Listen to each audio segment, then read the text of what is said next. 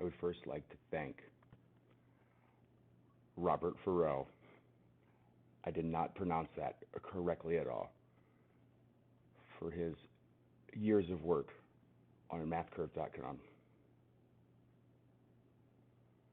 The intro here, I will relate all cyclic harmonic curves to the well-known complex exponential. You can do it yourself. Open up any GeoGebra. Few sliders. A. Increment. This is for convenience. 0.1. Increment half. Right. Theta. Theta is really a parameter. It's going to be this. As a starting point.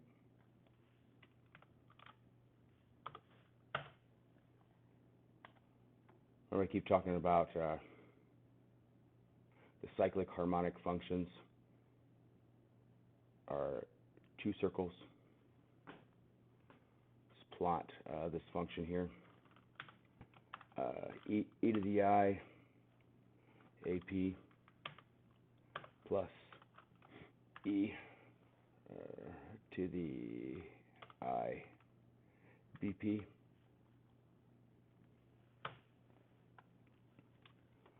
Now this generates every cyclic harmonic curve.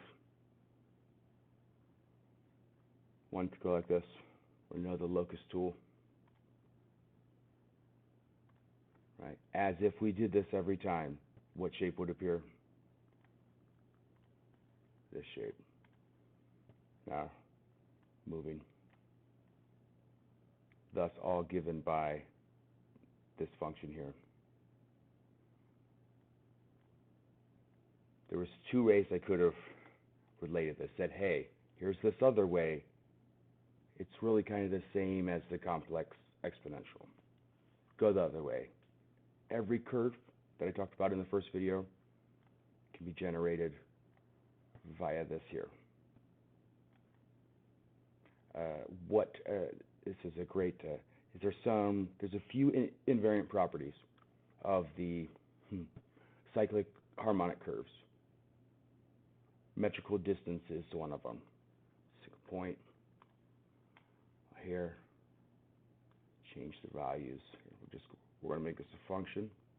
Just making the unit circle. Right. Of that parameter that we said. Yeah. Okay. So in theory, this should just spin around. Oh, all right. If we had this, let's see, this point here. Okay. Same thing, locus tool. Absolutely. Okay. Right. Just change it blue.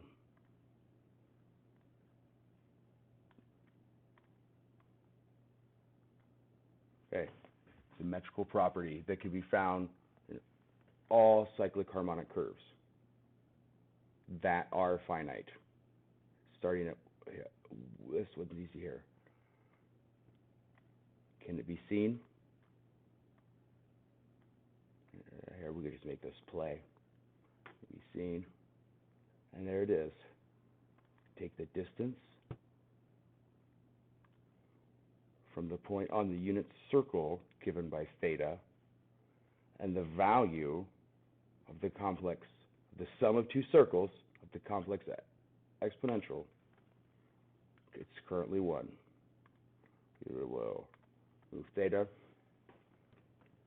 Thus, when it is a finite cyclic harmonic curve,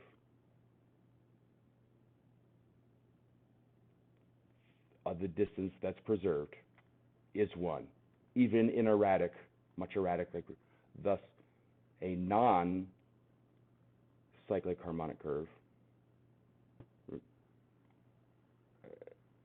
actually can't get those yet because we've bound this to 0.1, right?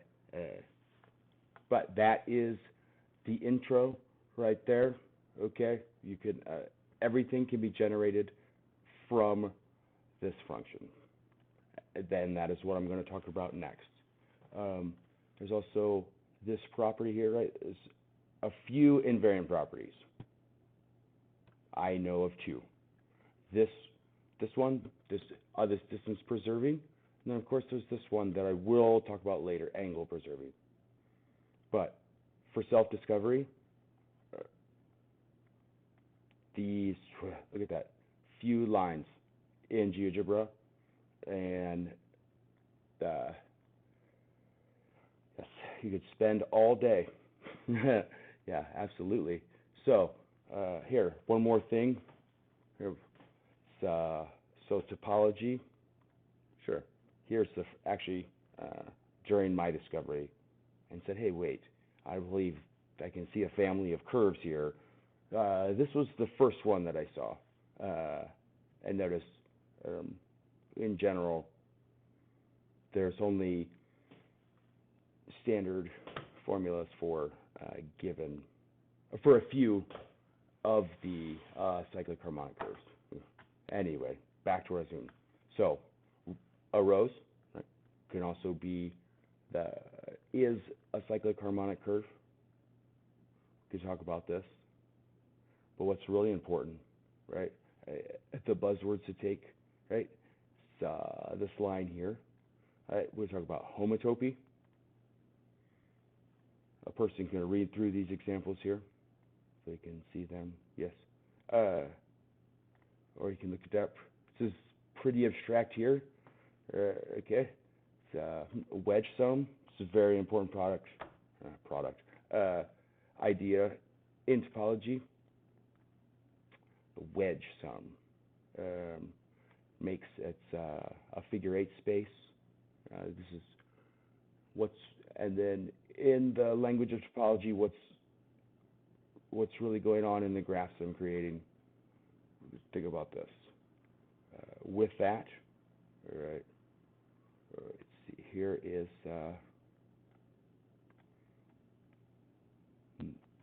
this is the one I created. Like I said, this should be.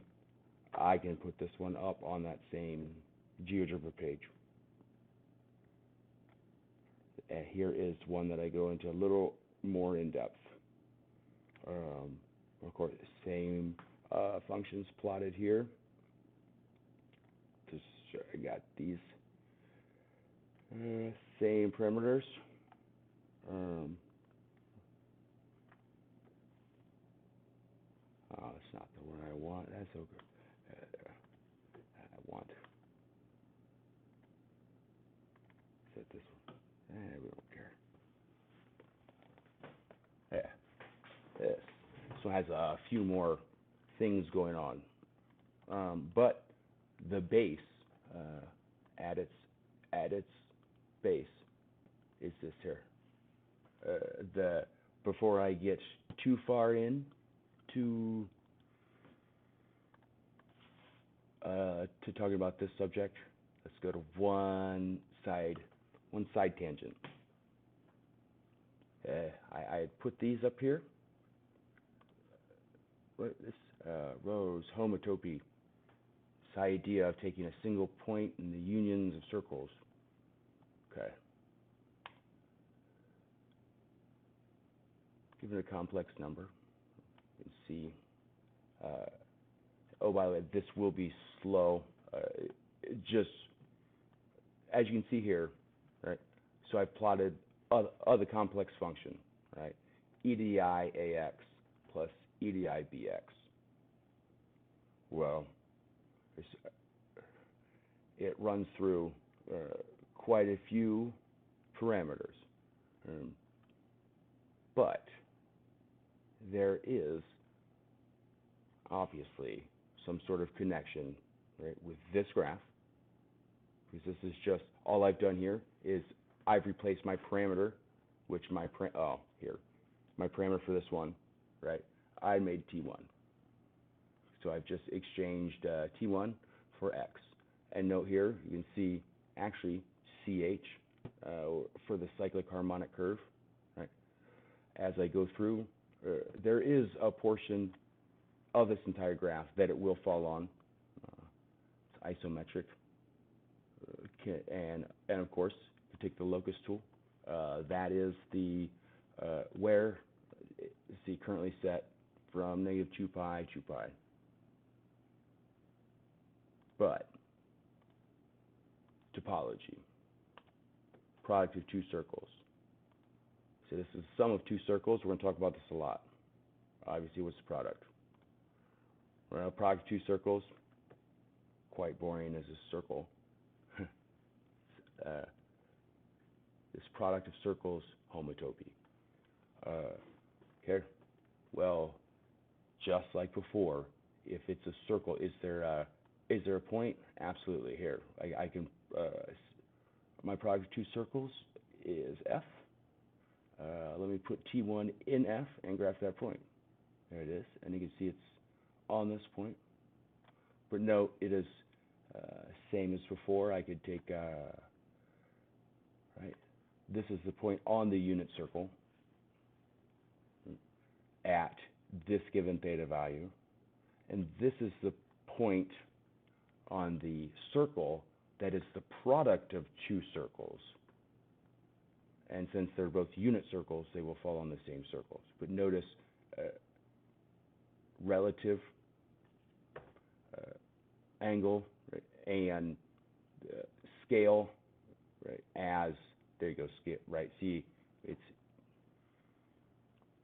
they move at different rates, and as they travel along, further along, they move at further different rates. This is a great example of the wedge sum of two circles.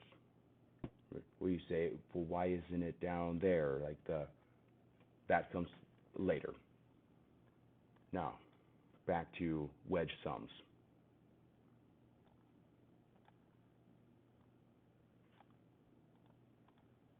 Oh, and here, real quick. Why did I put the P? Why is P there?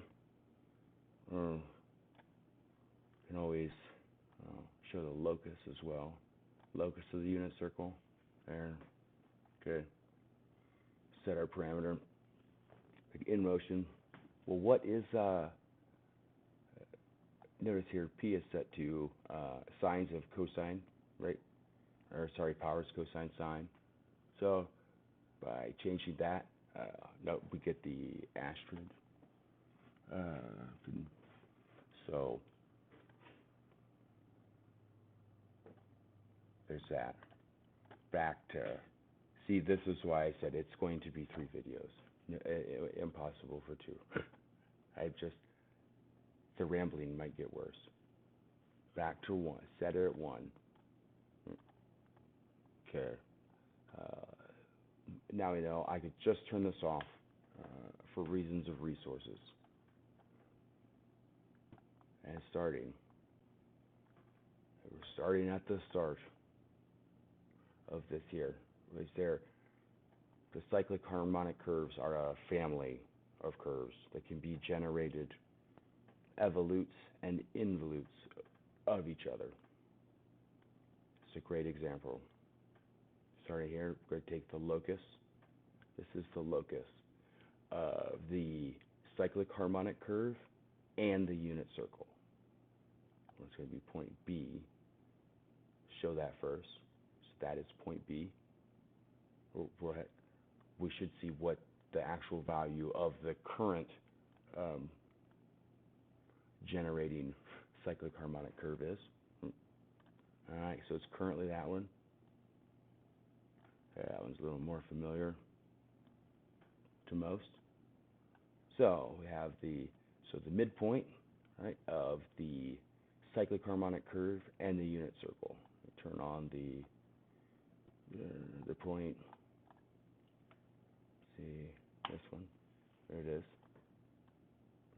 And then so we now know this is angle persevering.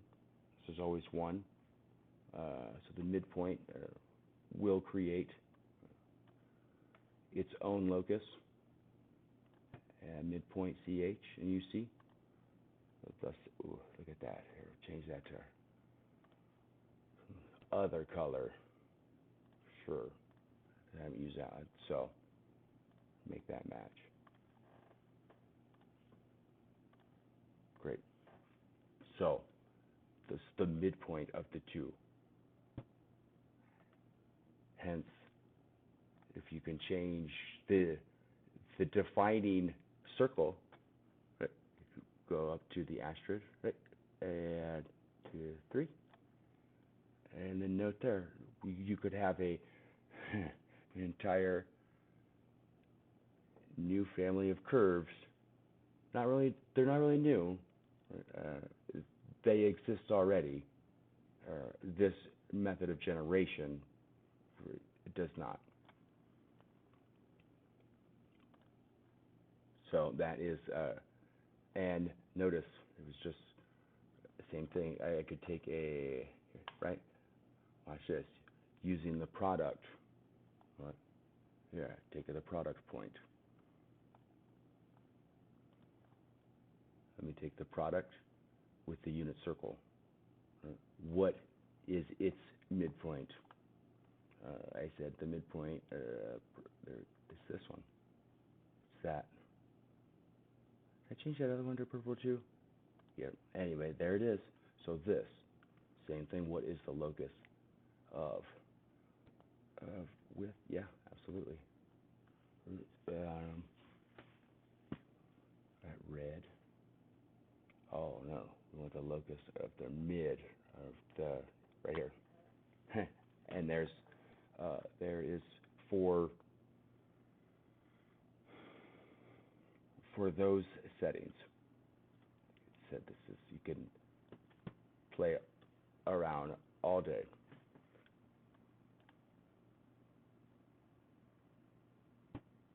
See, I have a pretty stout computer. It's just asking a lot of GeoGebra. See, like I said, there's 3 methods of generation. The next video is all about the 3rd generation. I'd show you one more time. It's as simple as that. Array. Put a point on the array. Put it on a segment, but then your locus is only going to draw as long as the segment. Extract the values of j. We would take the x value j, y value j. See what did they name him? And I'm just going to upload just this this file as is. Let's see, they call it D and E. Sure. All right.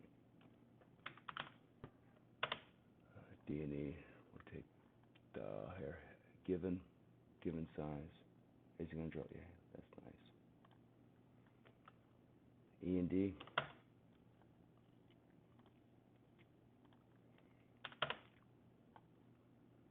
Midpoint.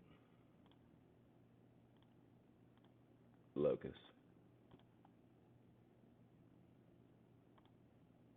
Nope. Here, let's make them further apart. That's better. Locus of L given J. When they fall on rational values,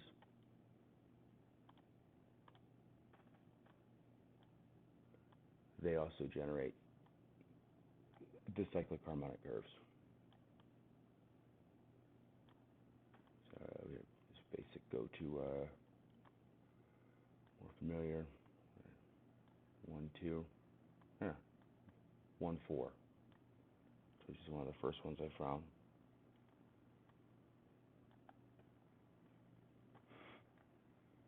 What is it, 1, 3? Right, that's 1, 3. Remember trisection, angle trisection, angle intersection. All right, that's like the big. Right. How can we use the family of cyclic harmonic curves for the intersection problem? I want to take an angle, and I want to take the bisection. I want to cut it in half. I want to take the trisection.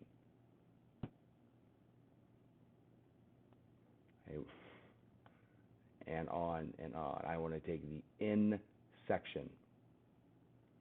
There is a single curve that can, inside the cyclic harmonic curves, that will solve the intersection problem.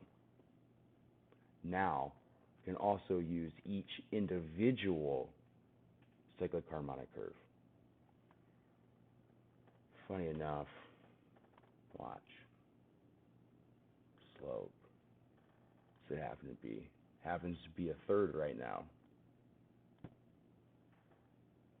Angle trisection. Alright, so I said we could take beta and gamma. Kind of already did, right? If it's understood here. Take gamma over beta.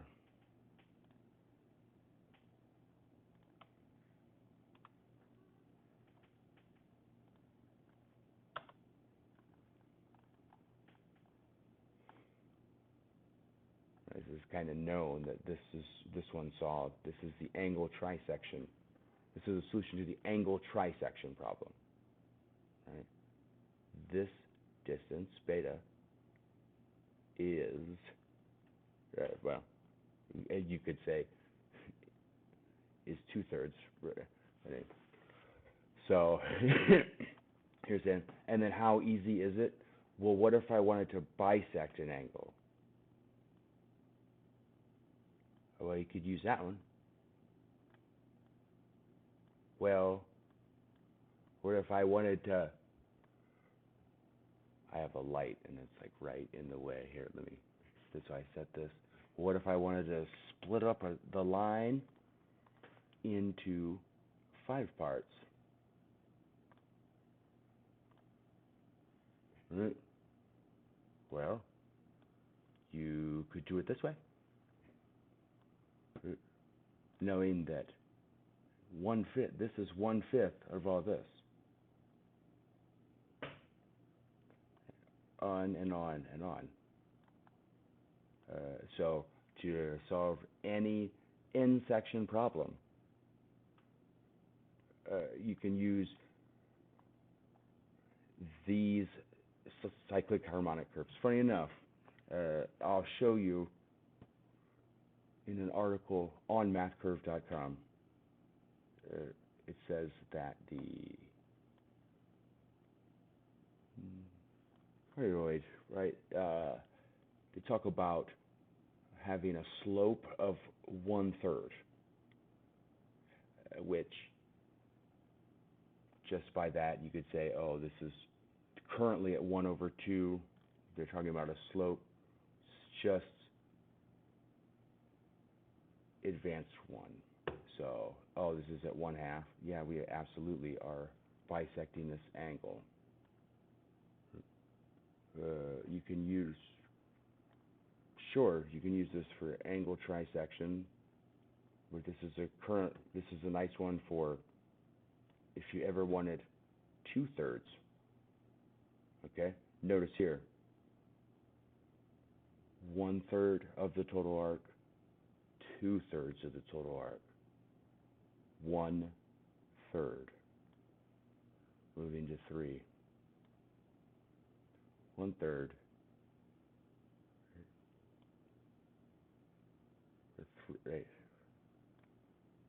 3. Look here. K prime sub 1. K prime sub 1 is ahead.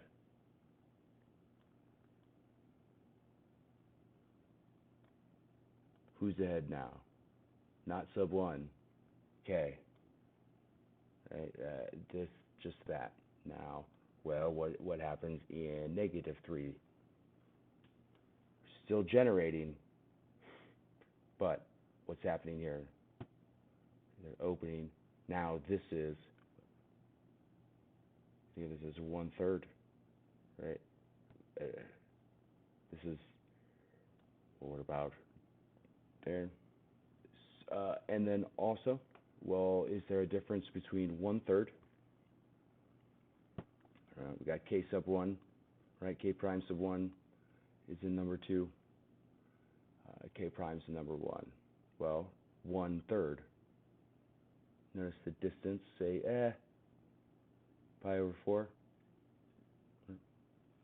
2/3. Yeah.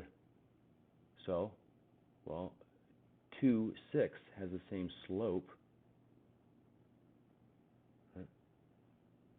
So 1/3. Note the relative positions. So remember, really what's happening, this is going towards, right? This is pi, right? It's really, notice it's really convenient when j, notice the x distance of j, super convenient, right? As it part, absolutely.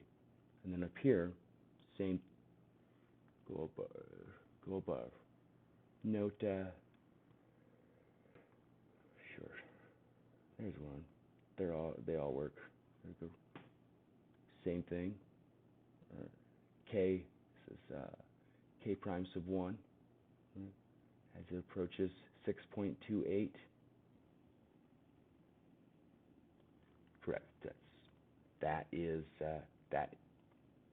can explain that motion. The other conserved property. Right?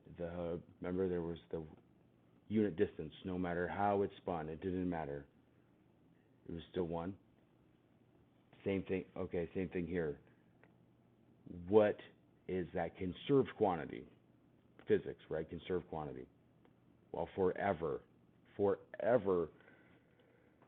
in this setup, let's take a little more rational setup. They're much nicer setup. Now, forever, K prime is always ahead of K prime sub 1. By how much?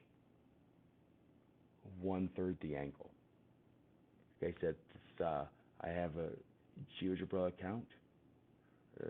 I'm going to put these on there. It's all for a single page. There's a second video. I thank you very much. I'm sure there's a lot of people out there with a lot of great ideas. Make the first video. Maybe the second one's easier. Thank you.